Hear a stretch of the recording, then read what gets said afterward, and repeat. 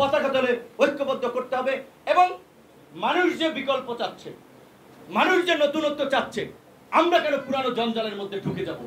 গণ অধিকার পরিষদ আগামী নির্বাচনে এককভাবে সমস্ত সংসদীয় আসনে প্রতিদ্বন্দ্বিতা করবে।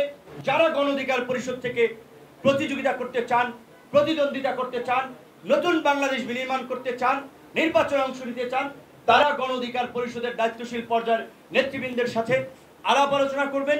ঢাকায় গণ অধিকার পরিষদের কেন্দ্রীয় কার্যালয়, স্থায়ী কার্যালয় আল রাজি কমপ্লেক্সের ৩য় তলায় সকাল থেকে রাত পর্যন্ত নেতাকর্মীরা থেকে আসেন, কথা বলবেন।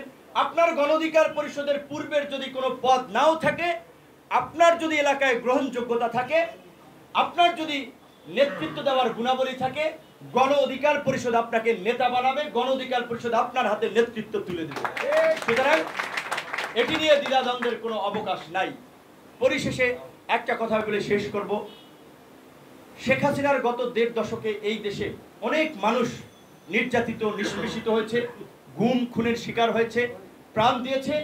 এই প্রত্যেকটি অত্যাচারিত, নির্যাতিত পরিবারের পাশে গণ অধিকার পরিষদের পক্ষ থেকে আপনারা দাঁড়াবেন। এই ১.৫ দশকে এই লড়াই সংগ্রামে যারা প্রাণ দিয়েছে সেই শহীদ পরিবারগুলোর পাশে দাঁড়াবেন, সহযোগিতা করবেন। তাদের আত্মত্যাগের উপরেই দাঁড়িয়ে আমরা নতুন বাংলাদেশের স্বপ্ন দেখছি। সুতরাং তাদের আত্মত্যাগকে ভুলে গেলে চলবে না। বিশেষ করে বিরোধী দল সময়ের নেতা কর্মীদেরকে আমি একটা বিষয় মনে করিয়ে দিতে চাই। ইতিমধ্যেই আমরা দেখতে পাচ্ছি শেখ হাসিনা বিরোধী আন্দোলনে, নতুন বাংলাদেশ বিনির্মাণের জন্য যারা লড়াই করেছিলাম একসাথে রাজপথে, আজকে তাদের মধ্যে অনেকের মধ্যে একটা অশুভ প্রতিযোগিতা শুরু হয়ে গেছে। এতদিন আমরা বন্ধুপ্রতিম সংগঠন হিসেবে, আত্মার আত্মীয় হিসেবে কাজ করেছি, একজনের প্রোগ্রামে আরেকজন গিয়েছি, আন্তরিকতার সাথে কথা বলেছি। এখন একটা অশুভ প্রতিযোগিতা শুরু হয়ে গেছে।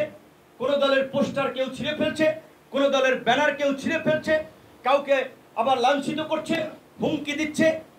আল্লাহর রাস্তায় এগুলো করবেন না। শেখ হাসিনার মতো এই রকমের দানব কিন্তু ক্ষমতায় টিকতে পারে নাই। এত অহংকার ছিল, দাম্ভিক ছিল। শেখ মুজিবের কন্যা দেশ ছেড়ে পালায় না, সে কিন্তু হেলিকপ্টারে করে পালিয়েছেন। তাই আজকে যদি কেউ নব্য দখলদার, দুর্বৃত্ত হয়ে উঠতে চান, তাদের জায়গা নতুন বাংলাদেশে হবে না, পরিষ্কার বলে দিচ্ছি।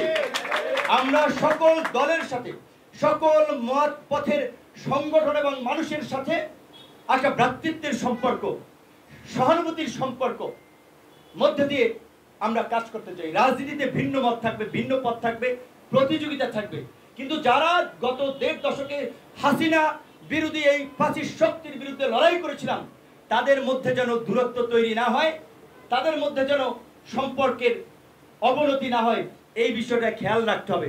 যদি তাদের মধ্যে সম্পর্কের অবনতি হয়, তাদের মধ্যে যদি বিরোধ তৈরি হয়, তাহলে কিন্তু সুযোগ নেবে ফ্যাসিস্টরা, সুযোগ নেবে অন্যরা। এইটুকু বলে সবার উদ্দেশ্যে আমি জাস্ট বলবো যে বক্তব্য প্রচার করবেন, ভালো থাকবেন।